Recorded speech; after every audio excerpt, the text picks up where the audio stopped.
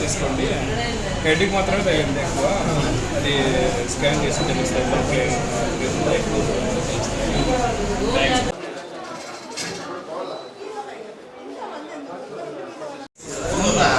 ముందు చూపించండి.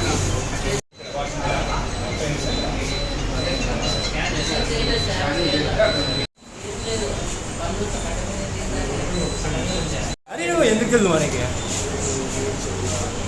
పెద్దమట్ల ఉంది గ్రామం అయితే సార్, నేను కూలీలను పిలుచుకొని పోతుంటే నాతో గొడవ పెట్టుకున్నారు సార్. లంజలు లవకలు అని ఎట్లా అంటే ఎట్లా తిట్టినాడా.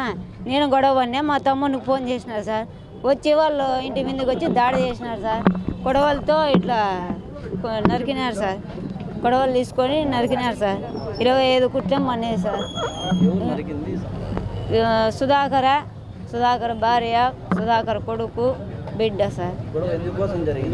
ఈ కూలీలు పిలుచుకొని పోతాంటే కోసమే సార్.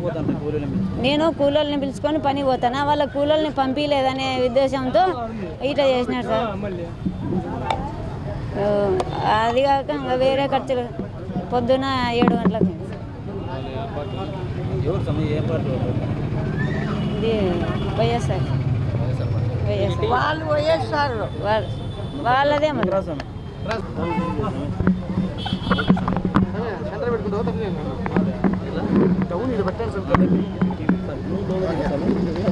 ఈరోజు సింగనమల నియోజకవర్గంలోని సింగనమల మండలం పెద్దవడుగురు గ్రామానికి చెందిన పెద్దమట్లగొంది గ్రామానికి చెందినటువంటి దండు హరీష్ గారిపై తీవ్రమైన గాయాలు చేస్తూ ఈయన జనసేన పార్టీలో ఒక కీలక పాత్ర పోషిస్తున్నాడని అక్కసుతో, ఎందుకంటే రాయలసీమలో వైసీపీ పార్టీ కనుమరుగవుతుంది, జనసేన పార్టీ బలమవుతుంది.